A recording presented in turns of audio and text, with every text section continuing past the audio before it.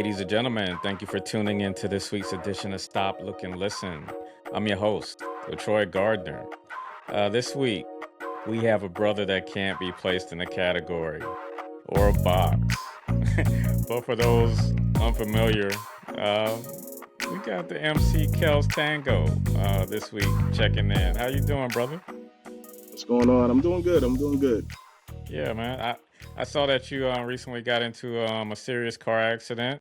Yes, How you feeling? Like, does it like clarify the focus and the purpose even more? I'm gonna say that's a hard yes. That Uh-huh. is a hard yes. It's just like when they tell you your life flashes before your eyes. It's like it's so true. Like we're here for a limited time, so no matter what you do, you have to like just complete whatever you have in set in your goals or your sights. You just got to complete it. Like we're here for a limited time. We never know. Right. Everybody's okay. Yes, everybody made it out. Honestly, I'm surprised that everybody made it out as good as we did. Front of the car was going, back of the car is going. Wow. Yeah, Yeah. Yeah, I saw the post you made recently, like yeah, afterwards on Instagram, and yeah, the car was definitely totaled. So, thankful that everybody's good, and yes, yes. looking forward to having time with you today. Thank you, thank you. Just give us a biographical snapshot into the life and times of Kells Tango. All right, well, uh, I'm actually I was born in Erie, Pennsylvania. Not too many people are aware of where that's at, but right outside of Lake Erie. I kind of for the majority of my life just moved around a lot. Um, so that I think that kind of taught me how to expand on my creativity and I had to like adjust quickly with a lot of things. Found myself in Delaware, so I've been most of my life has actually been spent down here. I was always into music as a kid. It was mostly instruments, Hmm. but I didn't get into writing until probably a few years ago. So like that's when I kind of started, you know, my music thing and started doing songwriting, made some nice tracks. Um, how I got into that was actually I was managing my friend, and he had a song that he had put out, and I was like, yo, it's missing something. I don't know what it is, and I was like, yo, just let me get on the track. Uh-huh. And I did that, and we put the track out. It caught a bunch of different ears. People really loved my verse, and I'm like, all right, well maybe this is something I should be pursuing. So like I'm here today, ran into, a few people that have been really detrimental in, the trajectory of my career. So like I'm I'm just this is just enjoying the journey right now for real. Hmm. So that was literally your first time, like putting a rap together, literally. Right hand to the man. That's my left hand, but right hand to the man. So you was never like playing Monday evening quarterback and like critiquing the bars or like saying maybe you should include this line or that line. I actually was when it came down to, like I always had some sort of input, but then Hmm. I always thought like, I haven't been doing this, so who am I to say? But also when you have like a natural knack or you can hear something, you can't help but say, hey, look, I think this should be put this way. So yeah, I was doing some quarterbacking when it came down to my friend and everything like that. Uh, yeah, I had to be truthful. I used to do like little parody songs at home. So like a song would come out, and I'll make like little parody of it just for fun. Hmm. So I would do like the Weird Al Yankovic type of parodies, make little fun little jokey tracks or whatever. But I didn't like actually record them. I was just doing it out loud and like to make my family laugh. Right. Um, like what point did you realize, you know what? There's potential here. Like I'm not just um doing the Weird Al parodies or just hopping on a song with the artist I manage, that you know what? I'm the star here. Like when did you reach that point? Honestly, I think it was the confirmation from so many outside sources, and to hear the people around you actually give you good input and like say, "Hey, look, yo, I think you got something." To even to the point where attracted attention of managers, people hitting me up or whatever the case may be. I think that was the point, which was honestly that first song. Like I think it was the point of like it was a very quick, quick. Hey, I think you got it, but it was just a knowing that you get that good positive feedback and then actually capitalizing on it and saying, "Hey, look, I might actually have something here." I think it was that very first song. Hmm. Just talk about the process of um, crafting your sound or finding your voice. Uh, a lot of us artists in general, I mean, me personally, I'm gonna say, even my speaking voice, I don't like my voice or how I sound. So I'm not gonna say I don't like it. Hmm. I always thought I sounded weird, but I think during the process of crafting, I don't think about of like that or finding my sound. I just spit. So however it comes out or however I feel, I just spit it and that's what it is. So I don't really think about like crafting the exact sound. I just I'm kind of just being me, you know? Hmm. Yeah. From what I read about you, you were kind of a late bloomer in the game, and you often um, talk about how like age isn't a number when it comes to hip hop. Like it's no Yeah, longer a young man's sport. Like we had um, amazing projects in 2025 from the likes of the Clips and Nas and Ghost and Ray and LL. yeah. So, so just so just talk about that. Why the game has been opened up tremendously to where it spans from your teenagers on to your elder statesmen. So not to get too political, but I definitely I definitely think it's I've always said whether it be fashion, whether it be music, there's like a 10 to 15-year trend and things kind of switch up or switch back or it goes bounces back and forth, Um I think that basically what I've noticed was when it comes to like these I feel like basically hip hop is finding its way back into I think the world and specifically people that are fans of hip hop are getting kind of tired of what's in the industry. Hmm. So the relevance of the legends and then those the old cats or old heads coming back is like it's they I feel like people are actually starting to listen more to bars and not just catchy tunes.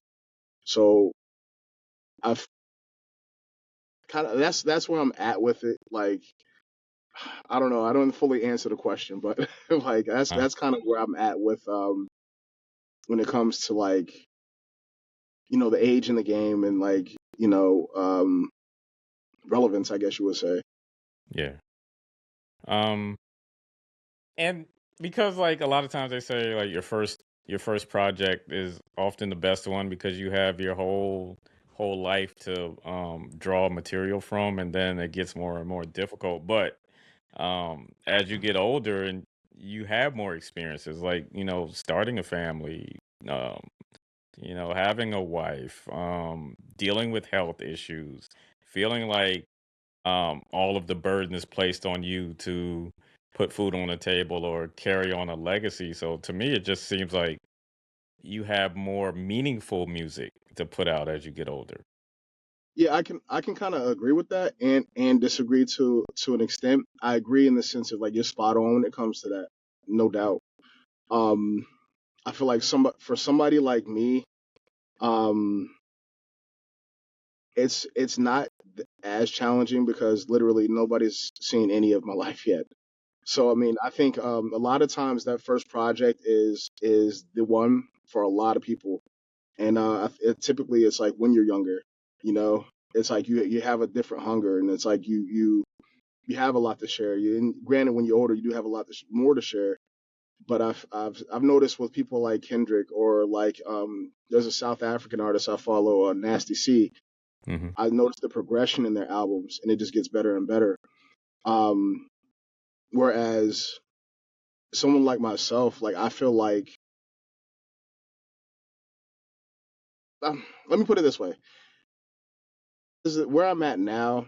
I see the progression. I feel like their albums are getting better and better and better, but a lot of people count their first album as that best one. Hmm. I don't see it that way.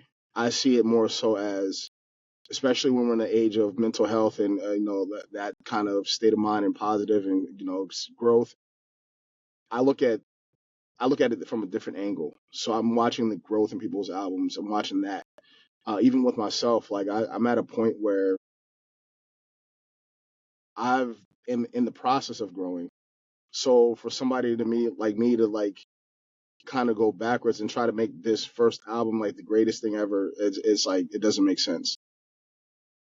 All right. Well, before we get into some of the music, um, Mm, just talk about like some of your influences, like a song or an artist that made you want to pick up a microphone, a pen and a pad, and do this.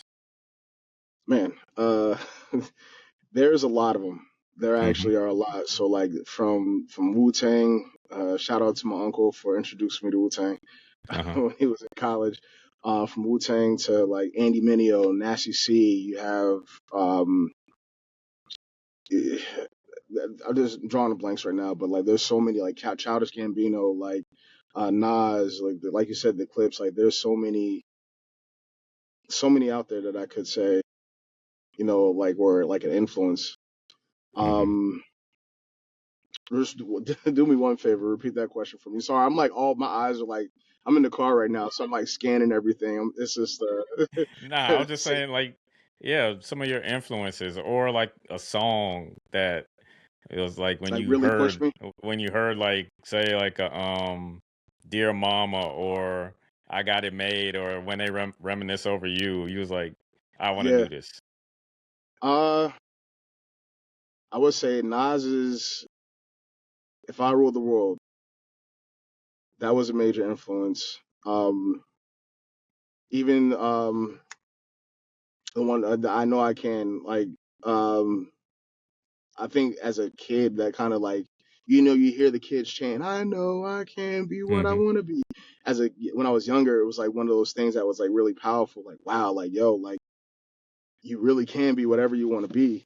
And just to hear somebody that sounds like you on a track, it was overwhelmingly like just super powerful, and it kind of pushed me and drove me to be like in general, not even with music as a child, but like in general to be like, well, I can really do whatever I want. I think that was one of those two tracks. Honestly, were a really big influence. I listened to a lot of Will Smith when I was younger. My mom, my mom wouldn't allow me to have, the parental advisory stickers on Yep, there. So I would same say here. he was, yeah,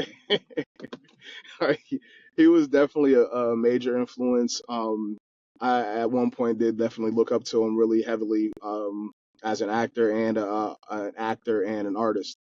So he was a major influence in general when it came to just being who you are, being doing what you love, and like I definitely think he was an influence for me as well. Yeah, yeah. I used to sneak around, and one time my dad was, um, I guess, babysitting one of his friend's vehicles while he was overseas, and I got the keyless Mm. entry, went in the SUV, Oh, and grabbed his CD collection and just started going oh. through the music. And I got caught, got me got punished for it. But yeah, I was like, you know what, I have to hear the explicit versions. I can't. Yes, something about it was like, yo, it just hit different. Like it's not kids bop. Uh-huh. It's it's like it's I'll never forget. It was my ninth grade year. We took a field trip to New York and doing New York stuff. Seeing Ellis Island, Madame Tussauds, all that stuff. And this dude outside. This is when Get Rich or Die Trying had dropped. Yeah. And this dude outside, hey, you like rap? I'm like, yeah. Da, da, da. And I had like $20, just $20 to my name. I mean, like, about a $5 lemonade or whatever. It had like, at this point in time when I spent my little money, I had $20 to my name. I'm like, yeah. He's like, yeah, I got this 50 cent CD, da da da da. And I couldn't resist. I had to buy it. So I was hooked on 50 Cent's Get Rich or Die Trying for a while. But once I brought that CD back home and my mom found out, somehow she won't say it, but somehow the CD disappeared. You Yeah. know, She pulled a C. Dolores Tucker and ran over it, yeah, bulldozed CD. right, Yep. yeah, All right, man. So, Chemical Reaction, um, yes, featuring Benny the Butcher. The Butcher's coming. yes, Griselda. yes. Um, I got a sixth sense of humor with 6 cents to share. My 6 cents is telling me your presence really there. Tell me about that bar. So that was actually me diving into like, let me tap into, of course, the 666. Not saying I'm not like, like some Satan worshiper or anything like that, but I was like, let me tap into the playful side of things and like get to that to extent. It was more so me kind of saying, hey, look, I'm that guy you don't want to mess with, you know? So I got a sixth sense of humor with 6 cents to share. Instead of 2 cents, instead of my 2 cents, I got 6 cents to share. My sixth sense is telling me your presence. Well, I was saying my sixth sense is telling me your presence is barely there. Barely. So when I Okay. say yeah, when I say your presence is barely there, like you're nothing to me. Uh Like huh. it's just like one of those kind of braggadocious records. Like I wasn't even really like I'm not even like really a braggadocious type rapper like or person, but I kind of wanted to tap into that side. Hmm. How did the collab come about with Benny? So I have industry connection. Hmm. He was letting me know, hey, look, Benny the Butcher has his verse. Da da da da. All right, cool. I was like, let me get the verse, and initially, it was with another producer, and I definitely have to give this person that I'm about to say his props. It was initially with another producer. However, I had this beat from Joey Juggernauts. I don't know if you're familiar or not, but Joey Juggernauts, shout out to Joey Juggernauts too, 302 native. Hmm. And I was sitting on this beat for the longest time. I heard Benny's verse. I'm like, oh no, no, no, we can't. We got to do this justice. I put it on Joey Juggernaut's beat, and it fit perfectly. So I was like, all right, let's just go through with about it this way. And I just made the track like that. But basically, I have a guy that is in the industry, and he does have connections. And I was fortunate enough to get my hands on this verse. So that's pretty much how that came about. And a similar story with Scissors, um, for Detox. Yes, yes, yes. Actually, with that one, I was iffy because the sound isn't like it was a little bit different for what I'm really like that boom bap type style, like or like I want to rap, Uh but I huh. kind of had to change it up a little bit. Number one, I love SZA, love what she does, her sound and everything like that. So it was one of those opportunities I couldn't pass up on.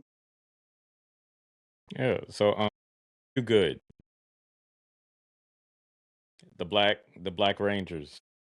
Yeah. The message. It was like me listening to it. It was you all talking about a safe space for men to open up and be vulnerable. Hmm. We don't get asked that question enough.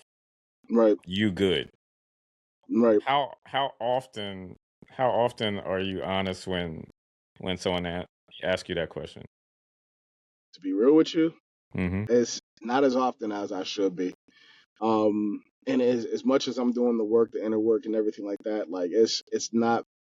I'm not honest enough, and that just comes from a space of protection and trying to protect yourself. And it's knowing when to open up and when to be okay and when to say, hey, look, no, I'm not good. It's one of those things that I'm trying to unlearn. So as a grown black man, especially living in America, like it's difficult because you want to hold certain we hold on to certain stigmas and say, oh, you have to be this or you have to do it, and it's damaging. So like I, I'm doing myself this justice by not being real with myself, Hmm. and saying, hey, somebody says you're good, just say no. It's okay to say no, you Yeah. know. Dr. Todd McLean provides periodontal and dental implant services in 2 convenient locations. They offer over a decade of experience treating patients, and appointments can even be scheduled in the evenings, weekends, or early mornings. Give them a call in Chapel Hill at 919-537-9774 or in Durham at 919-484-8338 or visit them online at gumsandimplants.org. Do you feel like society is becoming more acceptable to for us being able to disclose when we're in a sunken place? No.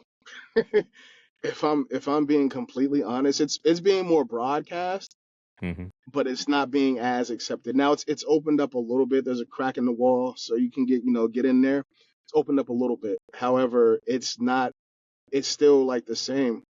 Like we don't have the safe spaces, as many safe spaces as we should. So whenever you find a group of brothers like, hey, this is my tribe or whatever the case may be, that's something that's important because now you can build off of that. Hmm. Like they say, I'm not gonna go. I'm not even gonna try to even say the same. But basically, um, you're not going anywhere where you're just tolerated. Right. You know, Yeah. and Go where that's you're one of the celebrated. things. Celebrated, yeah, yeah, yeah. Hmm. So like, it's finding that was for me honestly is easy. Um, I'm already cautious of kind of who's around me in the first place, but I'm able to open up with certain things, but not 100%. And so I did find my tribe to a certain extent, actually multiple tribes, but I'm still not 100% there as to where I'd be like, yo, I'm jacked up right now. It's still the sense of pride that's like, nah, I can't show any weakness, which I'm battling. You know what I Hmm. Yeah, I definitely agree with you because, like, for one, so many of us are just dying in silence. mean?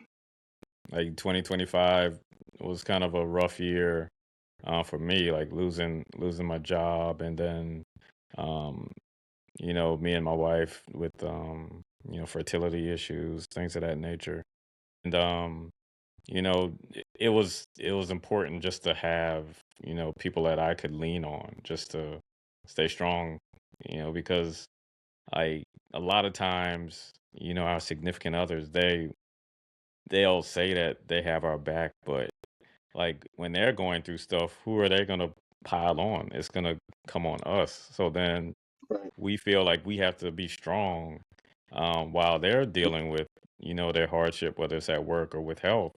And yeah, there were just moments where I just it was a it was a breakdown coming. And so yeah, Yeah. yep.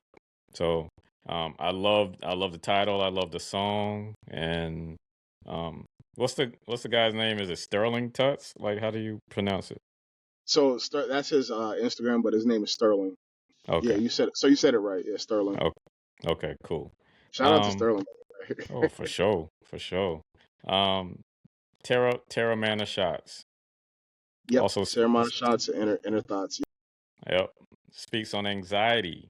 Um. Mhm. Another thing that I'm familiar with. Yes. um. Yeah. So I mean, pretty much since college, like I would have moments where um certain spaces I just felt like overwhelmed, and I would have Tums on me kind of to Oh, yeah. settle my stomach, man. I'd be like, say like you're at a sporting event, and if I'm sitting too high, then I start thinking about like Forward. what if it collapses, or like every time I fly I always have to pop a Tums, Hmm. during takeoff, but once we're kind of like above the clouds I'm cool. Right. And but it's always certain situations. So just talk about I guess your experiences with anxiety and over trying to overcome it. It's crazy because I didn't recognize until this year that I had it. Mm-hmm. Like it's one of those things where it's like, again, like you're so on go mode, or you just like so just in your own space that you don't even realize what's going on. Like, and specifically with Terramana shots and inner thoughts, I was talking on, like, sometimes I'm at events or in spaces where, not that I don't necessarily feel like I belong, but it's just like, you know, you feel so like, oh my God, it's like you said, overwhelming. So like it's like, dang, I gotta take a drink to settle myself or calm down, loosen up, or whatever the case may be. Granted, that might not be the right way to go about it, but like it's like I just feel so overwhelmed. And sometimes it's like to the point where I just like I end up like just fully withdrawing, and my guys are like, "Yo, what's going on? You good?" No pun intended because of the song, but Mm-hmm. um, and I'm like, "Yeah, yeah, yeah. I'm just chilling. Yeah, I'm good. Yeah, yeah." Knowing that I'm battling like these thoughts of these inner thoughts of what's going on around me, what are people thinking, so on and so forth. So like that specifically is one of the, like, I wanted to kind of let it be known, whether I don't care if I'm meeting a celebrity or I'm meeting whatever the case may be, like it doesn't matter, like whatever situation, it's still something that I'm kind of calling it out and saying it on a track, and that's kind of my way of acknowledging it, so I can then say, hey, look, you gotta do something about this. Mm-hmm. Um, like you said, even when it comes to the plane, like that's one of those things. I don't like heights. So heights are one of my greatest, is like probably my only fear. Like KELZtango's kryptonite, heights. But flying on a plane, it's like the same thing. Sometimes I just be like clenching. I'm like, and like wait till we get past the clouds, or like I'll be thinking about something, and it's you force yourself to believe something that's not there or not Mm-hmm. real. Yeah. So it's like me, like I said, it's just kind of me calling it out and me saying, hey, look, deal with it some way or another, but you have to deal with it in a healthy way. Yeah. Yeah. Like there was a moment where I couldn't even um eat out and go to restaurants Mhm. because I would always it would have so much control over my psyche. Like I would always think that um like I would just start having indigestion or feeling nauseous. So I Mhm. would avoid eating out just because of that. And people don't understand. It's like it's something you don't really have control over. It just It catches you happens. at the craziest moment. Yep. And then you're just like, I gotta get out of here. I gotta get to the car, or I gotta make it to the bathroom and get some alone time or get some water to kind Mhm. of settle myself down. So yeah, I just I It's mean, it's I'm glad you're speaking on this. oh yeah, it's funny because with me, what I typically do is like I'll shut down. Like I'll completely shut down. I'll still be there, but I'm not present. Like I'm just so aware of everything else going on around me that I don't even start to, like, I don't even enjoy my time. Hmm. All So, right. but yeah, it's like I feel like it's one of those things where there's there was unfortunately I had an issue with like a distribution, so I'm like battling that right now. But there's a whole nother project that I had, was it was called, no, are we able to cuss? Yeah, go ahead. All right. I had to make sure. I just want to be respectful. I had a project called Fuck It Friday. Uh-huh. It was the December project, which was taken down because I was in the middle of switching distributions or distributors. And Fuck It Friday was honestly a 5-part progression of my mental state. So when it came to Fuck It Friday, it was basically Friday this every Friday in December of 2022. I think it was like 5 Fridays. What I did was I made a track, and so for that, like the beginning was called Self. Like the first track was Selfish, talking about, almost like talking about you good, like, so you have these thoughts and these feelings and these emotions, and you're being selfless and selfish about it. So you're kind of, when your people are asking you if you're okay, you're saying yes, because you don't want to put too much on them, but also in the same sense you don't want to feel like you're being selfish sharing too much. So it was like talking about that. The next one was talking about Vane, going through like um people that, they're here one day, gone the next, in the sense of, people just want to celebrate with you and they don't want to be there through your worst parts. And it was like, my next song was Aura, which features my cousin on the track, C Brown. And it was like him talking me up. He was like, "Yo, you got to get your aura, protect your energy, da da da da." And that's like, "Oh, I got it. My aura, got to safeguard it like a hoarder. Be sure to never let negative get a hold of. In order to be a better me that I could ever be, I got to do the things that I need to keep an energy." So I'm talking about like, all right, now he's telling me protect your energy. I know how you Hmm. feeling, but you got to protect your energy. I'm like, I'm understanding it now. The next song was Sterling's called "Fuck It." And it was like I gave everybody a chance, but never mind. So now I'm fully focused on what I gotta do. And the last song is with my brother Ezekiel. It's called "What's the Name," and it's called talking about the addiction to music that I now have. And it's like Felicia, Pookie, Zell. It's kind of hard to tell. A different raw compelled this man before you. I'm still addicted, but I stand before you. Cooked in kitchen, know I'm a hammer for you. So it's talking about like me getting this addiction, but now it's music, and I found something that is helping me cope with all those issues that I was having. Hmm. Great. So All right. Road to Riches. Eh, this is my favorite one. Out of the 3-pack that you sent me.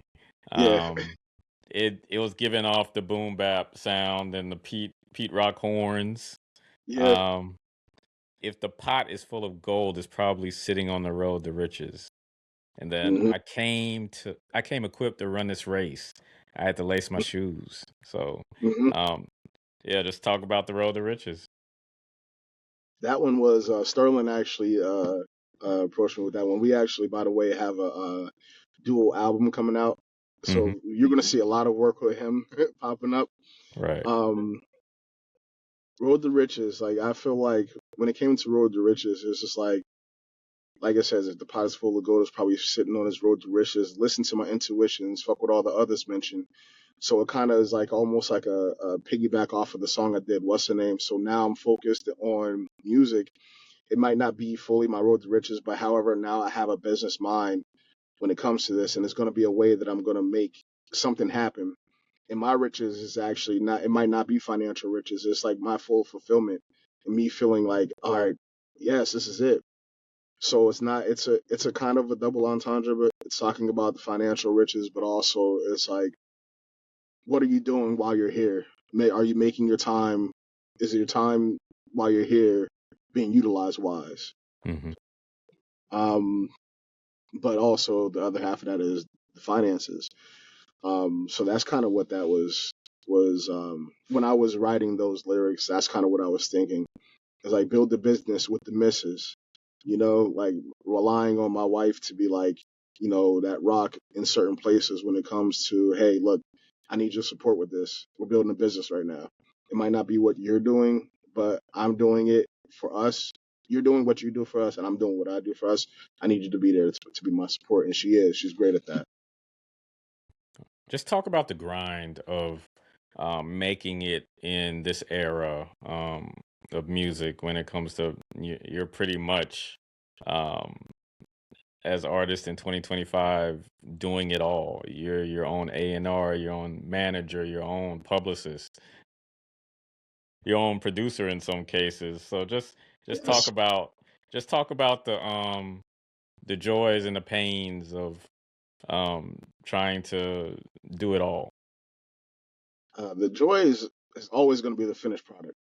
The Hmm. joy is always going to be the finished product, but the pains are like what people don't see, like the finances that go behind.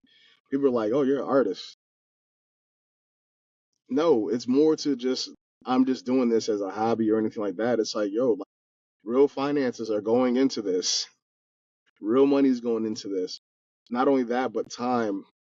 Sometimes you get tired, you get drained. Damn, do I even? You question yourself, like, do I even want to do this anymore? But you got to keep going. Like Hmm. it is draining on the pockets because we have to figure out ways to get exposure one way or another, whether it be advertisement on Facebook, Instagram, Google, whatever the case may be. You always have to figure out like those types of things. So these are like the pains are always outweighing the joys when you list it, Hmm. but the joys when the joys like actually hit. it almost wipes all the pain away. You know what I Right. mean? Do you learn more from your wins or your losses?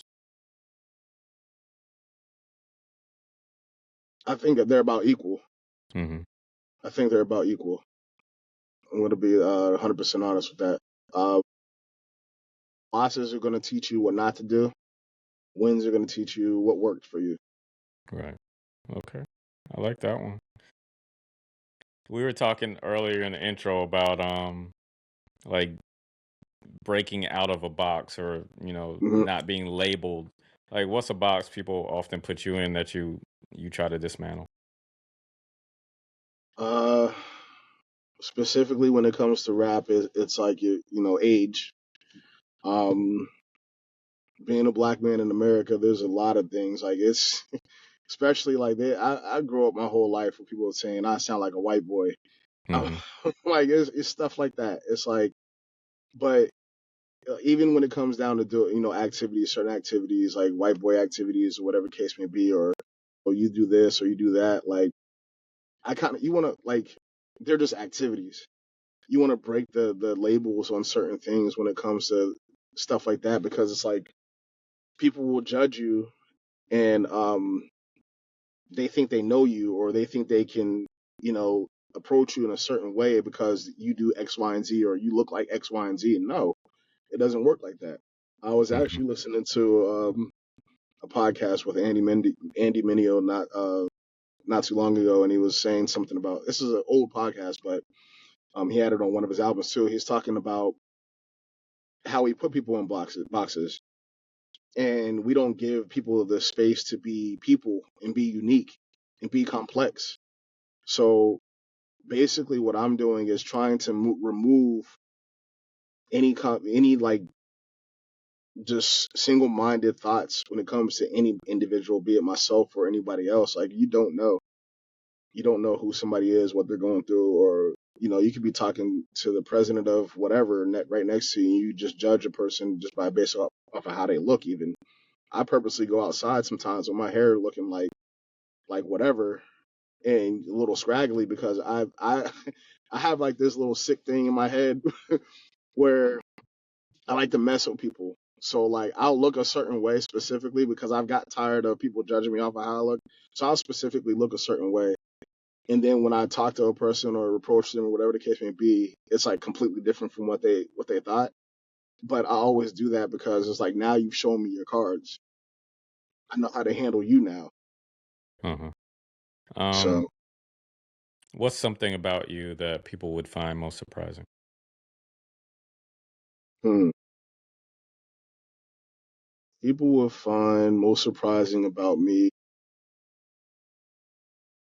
I don't know. I don't know. That's a good question. It'd be like fun fact. Maybe I started graying at 16 years old.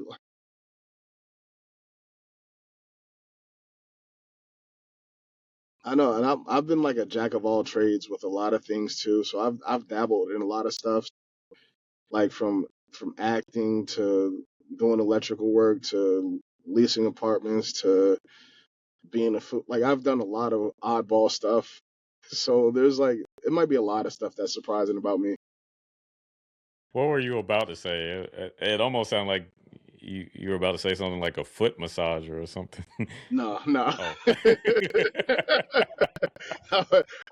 That's one thing I'm not gonna do. I'm not messing with nobody's feet. Nah, but just like just all types of different stuff. Like I've been in like I've always wanted to. I'm one for experience.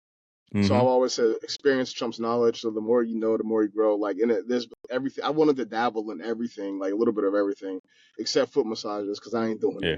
that. I don't blame you. I don't blame you. So what do you see when you look in the mirror?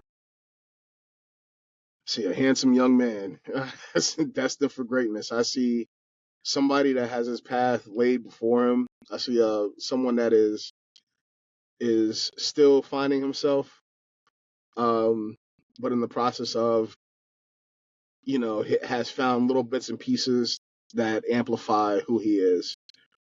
Um, that's why I see a leader. I see someone that is a good friend. Whether people believe that or not, because I can be a little bit harsh and abrasive at times, but Mm-hmm. good friend nonetheless. All right, so you mentioned yourself and Sterling working on a joint project. What's the game plan for 2026? 26, the top of 26, I'm actually going to be releasing outside of the project with me and Sterling. I'm going to be releasing uh, a mixtape called Aqua 22. And that's going to be released on my birthday. So it's next month on the 22nd. Aqua 22 is interesting because I'm very like conceptual and like I like thinking that way and cinematic. So you'll find that theme eventually as 26 passes by. But Aqua 22 is basically I've taken tracks or beats from Aquarius artists or producers, and I've made a mixtape off of those industry tracks. Mm-hmm. So there's going to be that. I'm finally going to drop um, uh, sorry, On the Rocks, which is where Terramana Shots and Inner Thoughts came from. That's going to be more of like a jazzy type feel, like lounge. You want to sit back with a cigar and a scotch or something and sit there and listen to it.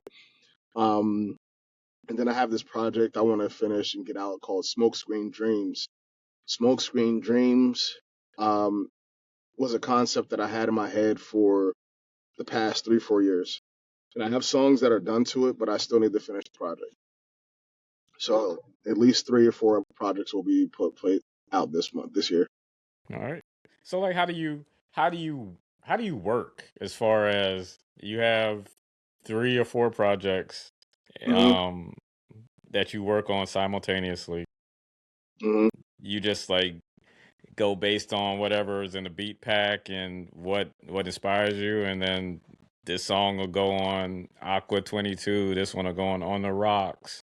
Like how do you It doesn't help that I have ADHD or was uh-huh. classified as ADHD because I bounce around a lot. Mm-hmm. So it for me, I work slowly and surely. Like if I feel it in that moment, I'm gonna start writing to it. Or if I'm like, yo, I want to do something to this, I'll get the basis of it down. Mm-hmm. After that, I'm like it's a free for all. Like whatever comes, and then I'll try to solidify everything towards the end of it. But I kind of work as things come along. But when I kind of focus, I try to narrow everything down. But I kind of over focus and start to like I start to judge my stuff too much. It could be a complete project, and it'll stop me. Like my judging the project will stop it from being put out. Mm-hmm. So I'm working on like getting that done out of the way. So 2026 this year, honestly, that's why I have so many things coming up is because this has been stuff in the making for a while, and now I'm kind of like being like serious with myself. Like, come on, bro, like get it together. Yeah. And it seems like you found that groove to where um like you're not missing like Jordan Yeah, or nowadays like Jokic or SGA where it's just like every night I'm dropping 30 plus. yeah. I mean, you have to like it's like you have to, especially after the accident, dude. Like I have to. Mm-hmm. I have to just make something happen. You know? Yeah. Mm-hmm. All right, so plug your socials where we can find you, where we can get our hands on the music, that's Yeah, yeah, yeah. coming. It's KELZtango. So big Kels. I always say big Kels, little Tango, all one word. So KELZTANGO. I'm all. I'm Instagram, TikTok. I like to tell people if you can just Google me. I pop right up. Um, as far as platforms, I'm on every single platform when it comes to music. Um, Major platforms. By the way, the Aqua 22 album is going to be released on a smaller platform because I don't want to get sued. So Mm-hmm. there's that. Okay. But yeah, you can find me anywhere. All right. Parting shot for you. Let's see. So you have a song called Black, and Hmm. throughout this conversation, you've just kind of been dropping hints about the black man's experience. Yes. So parting shot. MLK had a dream. What is yours as a black man in America?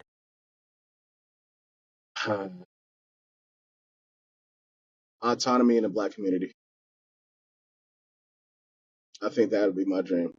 And for us to remove the wool from our eyes and kind of start to see some, hey, look, unplug from the system. Look, there's bigger issues going on than celebrities fighting or whatever the case may be. Like, as much as I hate to say it, like, we, in general, as a people and humans, we focus on the wrong things. We like to be led, and we've unfortunately have been led down the wrong path. But especially in the black community, there's a lot of things that hinder us. Be it us kind of like exiling our own and um, kind of pushing them to the side because they don't fit in. We're over here because they like to do X, Y, and Z, and we're not. We don't do no. Just open your mind a little bit more. I would like to ultimately for the black community to kind of, for a lack of better term words, like kind of get back to where we were at when it came, like the 60s, 70s, as far as community wise, finding community again. I love it. I love it. Man, this was good stuff. This Mm-hmm. conversation. KELZtango. Thank you. Like I said, million projects coming in 2026. He's on an SGA run at the moment. 22 dropping soon. That's the first one. First one on the calendar. Catch him on KELZtango on Instagram, YouTube, all of the Yep, socials. Get all of plugged it. in. Get plugged in. Brother, Yes. like I said, thankful that, you and the family was safe. Thank you. Thank You you. know, during that accident. You know, the messaging, speaking on anxiety and mental health, Mhm. is very necessary. So I appreciate the transparency and vulnerability that's been displayed. So um, keep me in tune with everything you're dropping. Yes, sir. You welcome back anytime. And for Stop, Look, and Listen, I'm your host, LeTroy Gardner. See you next week. Peace and blessings.